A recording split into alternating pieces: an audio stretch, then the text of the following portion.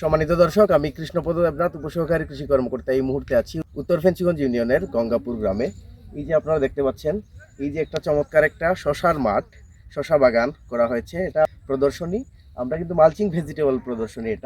এইটার জাত হচ্ছে সুপ্রিম প্লাস। সুপ্রিম প্লাসের একটা শশা জাত, এই জাতটা আমরা এখানে বাস্তবায়ন করেছি।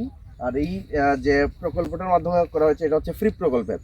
তো ফ্রি প্রকল্পের এই চমৎকার শশার বাগানে আছি আমরা, এবং এই শশা বাগানটি বাস্তবায়ন করেছেন আমাদের কৃষক ভাই হান্নান ভাই।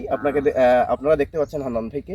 তিনি কিন্তু খুবই চমৎকার ভাবে বিভিন্ন ধরনের শাকসবজি এবং বিভিন্ন ধরনের লাভজনক ফসলগুলো তিনি প্রায় করে থাকেন। প্রত্যেকটা সিজনেই আমরা কিন্তু দেখতে পাই। কিছুদিন আগে তিনি মরিচ চাষাবাদ করেছেন, তারপর এখন কিন্তু মিষ্টি কুমড়ার আবাদ হয়েছে কিছু আগে। এখন কিন্তু আমরা দেখতে পাচ্ছি যে শশার আবাদ করা হয়েছে। তো এই যে শশা আবাদে এটা হচ্ছে 20 শতক জায়গার একটা প্রদর্শনী, 15 শতক না, এটা হচ্ছে 20 শতক জায়গার একটা প্রদর্শনী। তো কেমন আছেন ভাই? ভালো ভাই, ভালো। ভালো আছেন তো? এই যে শশা জাতটা যে করছেন, এই জাতটা কি আগে কখনো করছেন? না, এটা করছি না, এখন করছি। একটা বালা, ভালো জাত না? অন্য জাতটাই বালা আছে।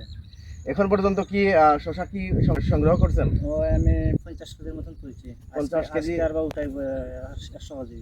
100 কেজির মতো, মানে আজকে তুললে আরো 50 কেজি তুললে 100 কেজি হয়ে যাবে। না, আজকে 100 কেজি হইব। ও, তুলে ফেলছেন? ও আজকে 100 কেজি।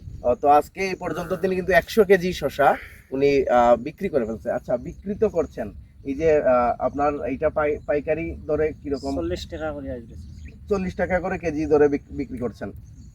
তো এমনিতে এই যে শশা আর কতদিন থাকবে? কতদিন এটা তুলতে পারবেন? 1 মাস।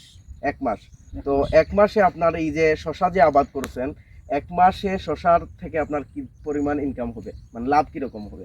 লাভ তো ধরে নাও 20,000 খরচ করলে প্রায় 70-80,000 টাকা হয়। মানে এই যে 20 শতকে, ও 20 শতকে ওইটা মানে 20,000 টাকা খরচ করলে প্রায় 80,000 টাকার মতো আপনি লাভ করতে পারবেন।